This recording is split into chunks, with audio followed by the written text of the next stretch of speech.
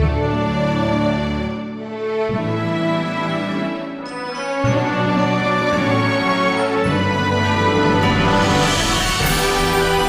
now time for Christian Car Guy Theater, with today's episode, The Plymouth Progress, Part 7.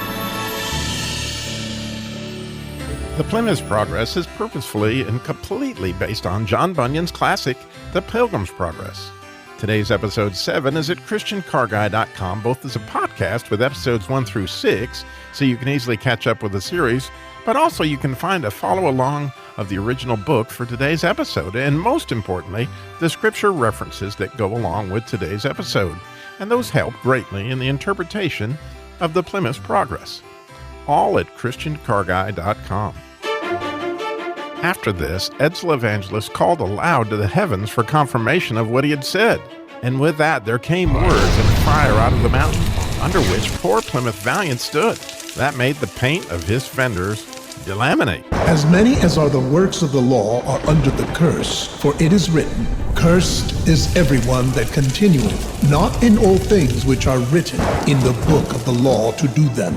Now Valiant looked for nothing but death, and began to cry out lamentably, even cursing the time in which he met with Wagoner Worldly Wiseman, still calling himself 1,000 fools for hearkening to his counsel.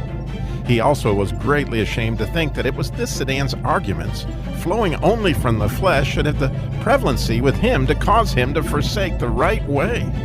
This done, he applied himself again to Edsel Evangelist. Sir, what think you? Is there hope? May I now go back and go up to the narrow turnpike? Shall I not be abandoned for this, and sent back from thence ashamed? I am sorry I've hearkened to the sedan's counsel, but may my sin be forgiven? Thy sin is very great, for by it thou hast committed two evils. Thou hast forsaken the way that is good, to tread in forbidden paths.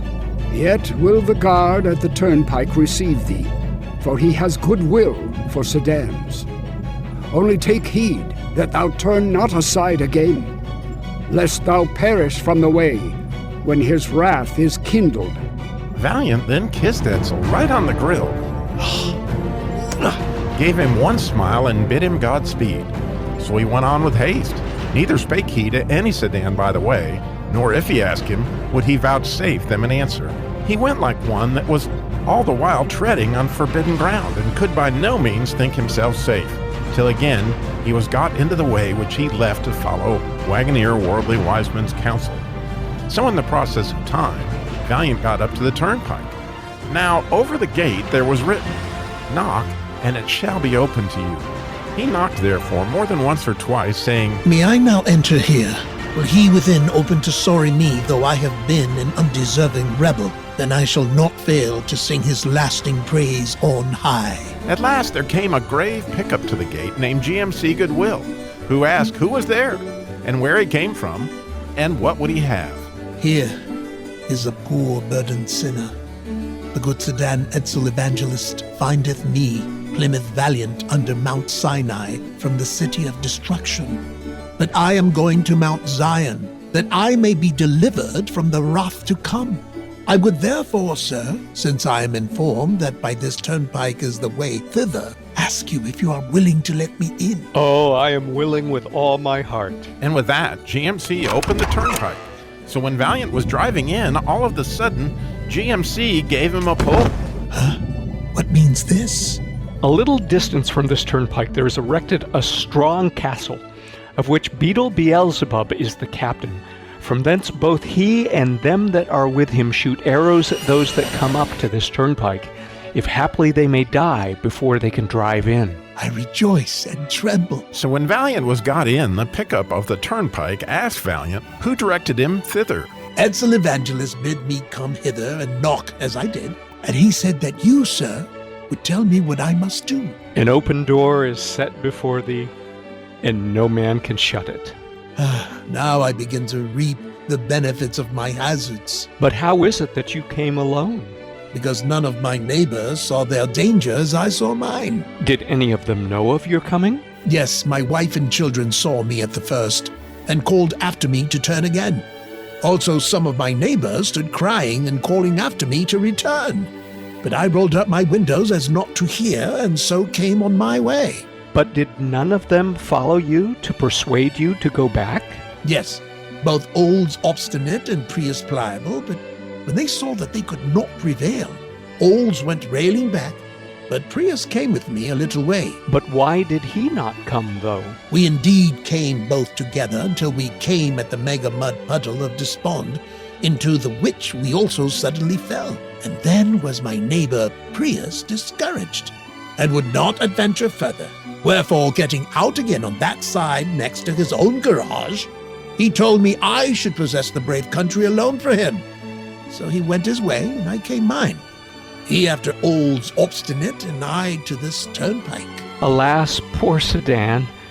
Is the celestial glory of so small esteem with him that he counteth it not worth running the hazards of a few difficulties to obtain it? Truly I have said the truth of Prius pliable, and if I should also say all the truth of myself, it will appear there is no betterment betwixt him and myself. It is true he went back to his own garage, but I also turned aside to go in the way of death, being persuaded thereto by the carnal arguments of one wagoner, worldly wiseman.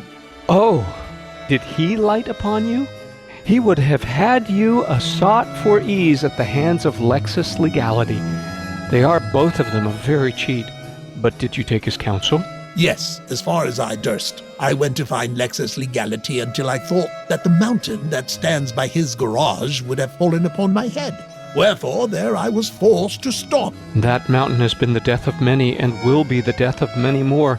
It is well you escaped being by it dashed in pieces. I do not know what had become of me there, had not Etzel Evangelist happily met me again.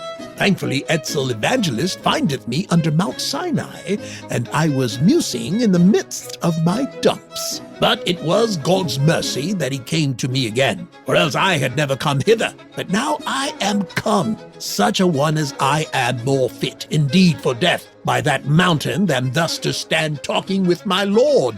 But oh, what a favor is this to me, that yet I am admitted entrance here, and there no turnings nor windings by which a stranger may lose his way? We make no objections against any, notwithstanding all that they have done before they come hither. They are in no wise cast out, and therefore, good Valiant, come a little way with me, and I will teach thee about the way thou must go. Look before thee. Dost thou see this narrow way? That is the way thou must go. It was cast up by the patriarchs, prophets, Christ, and his apostles, and it is as straight as a rule can make it. This is the way thou must go. Are there no turnings, nor windings by which a stranger may lose his way? Yes, there are many ways, but down upon this, and they are crooked and wide. But thus thou mayest distinguish the right from the wrong, the right only being straight and narrow. Tune in soon for the next exciting adventure in the Plymouth Progress. Now here's Danny Dipstick and Randy Radiator to review today's episode. Randy, a turnpike sounds kind of fishy to me. Yeah, Danny. Oh, boy. This isn't the first time I'm herring this. See, herring. Oh, boy. Maybe we should scale back on the fish puns, Danny. You don't want to be the sole survivor. Oh, boy. Sorry, Danny. I can't help myself with the fish puns. With GMC Goodwill, did you see the care he had even for the lost Olds and Prius? I love the way he told Valiant to come in with all his heart. Boy, you could see why God chose him for the narrow turnpike. Hey, Danny, why is ice cream so bad at tennis? Randy, I don't know. Because it has a soft serve. Oh, boy, Danny. Say goodbye, Danny. See you later, Radiator.